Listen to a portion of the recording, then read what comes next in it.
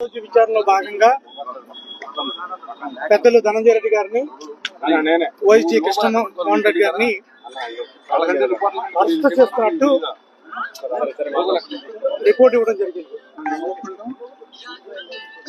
ఈ రిపోర్ట్ లో ఇంతకు ముందు అరెస్ట్ అయిన వారి రిమాండ్ రిపోర్ట్ చూసినా, వాళ్ళ కన్ఫెషన్ రిపోర్ట్ చూసినా ఎక్కడా కూడా ధనంజయ రెడ్డి గారు కానీ పేరు కానీ కృష్ణమోహన్ రెడ్డి గారి పేరు కానీ లేకపోయినప్పటికీ కూడా వీళ్ళకి ఇష్టం వచ్చినట్టుగా క్రియేట్ చేసుకొని ఒక పొలిటికల్ వెండర్ తోటి రాజకీయ వేధింపులో భాగంగా ఈ ప్రభుత్వాన్ని బస్టు పట్టించే విధంగా ఇంతకు ముందు అరెస్ట్ అయిన ఎవరూ కూడా వాళ్ళ కన్ఫెషన్ రిపోర్ట్ లో గానీ లేకపోతే వాళ్ళ రిమాండ్ రిపోర్ట్ లో గానీ వీళ్ళు ఉన్నారు, వీళ్ళ పాత్రదారులు అని చెప్పి చెప్పకపోయినప్పటికీ కూడా వారు ఇష్టం వచ్చినట్టు వారు రాసుకొని లేని కుంభకోణాన్ని ఉన్నట్టుగా చిత్రీకరించి లేని పాత్రదారుల్ని ఉన్నట్టుగా పాత్రదారులుగా క్రియేట్ చేసి ఈ రోజు అరెస్ట్ చూపించడం జరిగింది.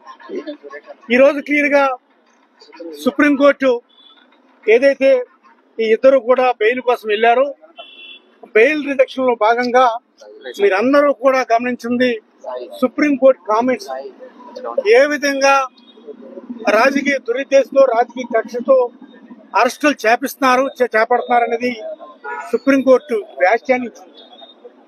మరి ఈరోజు వాళ్ళ కన్ఫెషన్ రిపోర్ట్ లో కూడా అనేక తప్పులు జరిగినట్టు రాస్తే దానికి ఇద్దరు కూడా సంతకం పెట్టకుండా మీరు ఏది రాస్తే అది మేము సంతకం పెట్టడం, నేను చెప్పిందే రాయండి, చెప్పితేనే సంతకం పెడతాననే విధంగా ఈ రోజు ధనంజయ రెడ్డి గారు కృష్ణమోహన్ రెడ్డి గారు ఉండి మీరు మార్చే వరకు ఇది మా ఒరిజినల్ కన్ఫెషన్ కాదు, మా కన్ఫెషన్ ఏంటో మేము కోర్టులోనే చెప్తాం అని చెప్పడం జరిగింది.